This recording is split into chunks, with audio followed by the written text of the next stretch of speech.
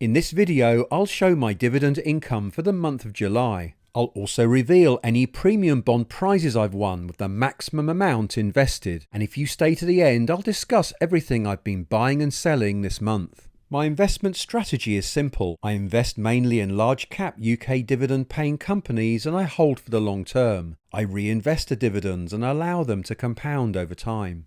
I tend to ignore the constant swings in share prices. I focus instead on the dividend payments. Watching them increase and accelerate is very motivating. Now, July tends to be one of the lowest for dividend payments. The green bars on this graph show how much passive income I received in 2021, and the blue bars are for last year. You can see how much variation there is from month to month, with July being the lowest. This video should not be considered investment advice. I'm simply showing you my own journey. Investments can fall as well as rise, and your capital is at risk. On the 4th of July, I received some cash from Scottish Mortgage Investment Trust. The company gives you exposure to a variety of tech companies from around the world. The share price is more or less unchanged this year, and they pay a very low dividend of 0.6%. You can see here how the dividend payments have changed from year to year. I recently sold the shares, however, but because I sold them after the ex-dividend date, I still received a dividend, a total of £5. If you want to know how much I hold in each company shown, then I've put the totals in the video description. On the 13th of July, I received some passive income from GSK. GSK is down 3% this year. The dividend yield is 4% spread over 4 payments. The dividends have been fairly stable over the years, despite a slight downturn recently. But GSK is now a more streamlined, smaller and focused business. This month, GSK paid out a total of £150.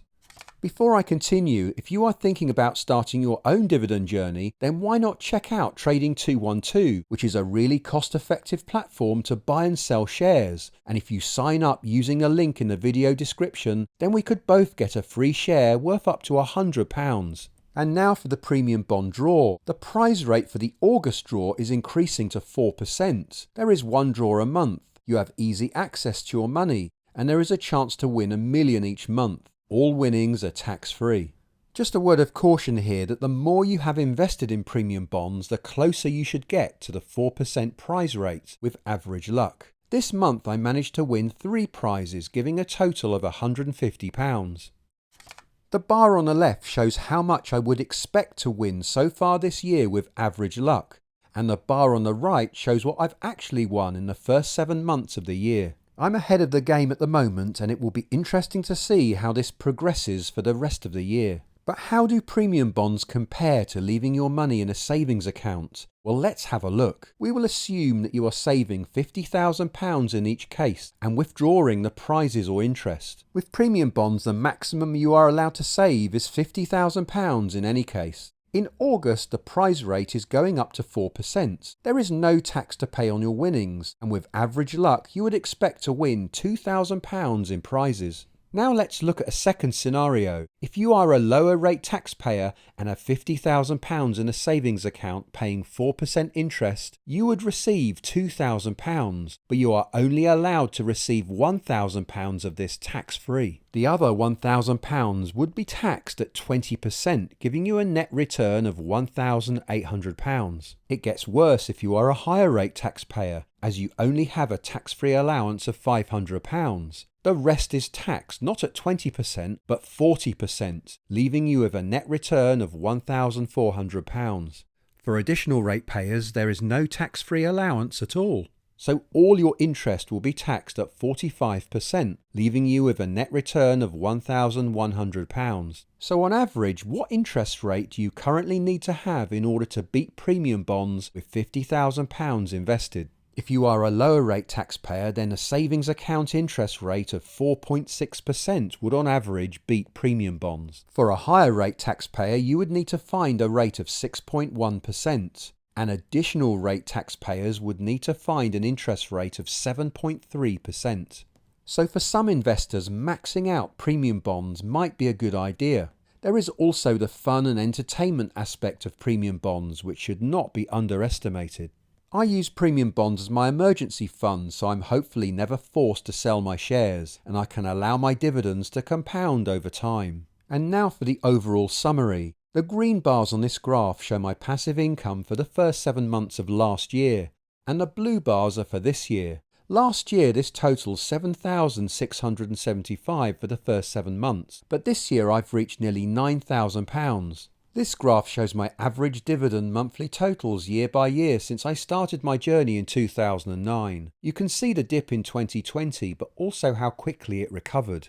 At the time of this video, I'm receiving an average of almost £1,200 a month, and because I make good use of a stocks and shares ISA, all my dividends are tax-free. But compounding takes time, and I've been doing this for 14 years.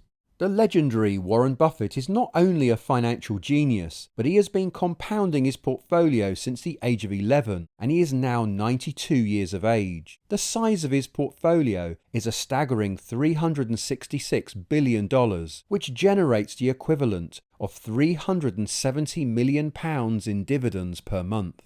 I'll shortly be revealing what I've been buying in July, but first a quick look at the FTSE 100 ex-dividend dates for the month ahead. An incredible 21 companies go ex-div in August, so expect lots of payouts in September. If you own the shares before the ex-dividend date, then you are entitled to the dividends which will be paid to you on the payment date. As an example, I own shares in Unilever, which go ex-div on the 3rd of August. I will be entitled to 37 pence for every share held, and this will be paid to me on the 31st of August. This slide shows all the payment dates, and I'll be expecting payments from United Utilities, National Grid, British American Tobacco and Unilever. And now for the highest yields, with Vodafone leading the way at nearly 10%. With high yields there is always a risk of a dividend cut, and if this happens the price tends to suffer a fall as investors become worried. The average yield of the FTSE 100 is around 3.6%. So what have I been buying in July? Well, I've added more to Diageo. This company has strong brand loyalty and an economic moat. As you can see here, the company is able to raise its dividends year after year, which is a very good sign indeed. I've also added more to my FTSE 100 ETF. I sometimes do this in weeks where I can't find obvious bargains. This ETF gives you exposure to the complete index, and many of these companies are global giants, with the FTSE 100 as a whole getting 75% of its revenue from overseas. Here are the largest ones which you would have exposure to. The ticker code for this ETF is called ISF, and the charges are just 0.07%, a great way to own UK large caps. I've also added more to my S&P 500 ETF, which gives me some exposure to all those big American giants. The ticker code for this one is IUSA, and here are some more of those big names that you would own. It's a weighted index by capitalization, so these 10 companies shown here make up 30% of the ETF, despite there being 500 companies in the whole index. The S&P is up 20% so far this year, so I'm buying into this momentum. And finally, I've added more to my Vanguard All-World High Dividend ETF.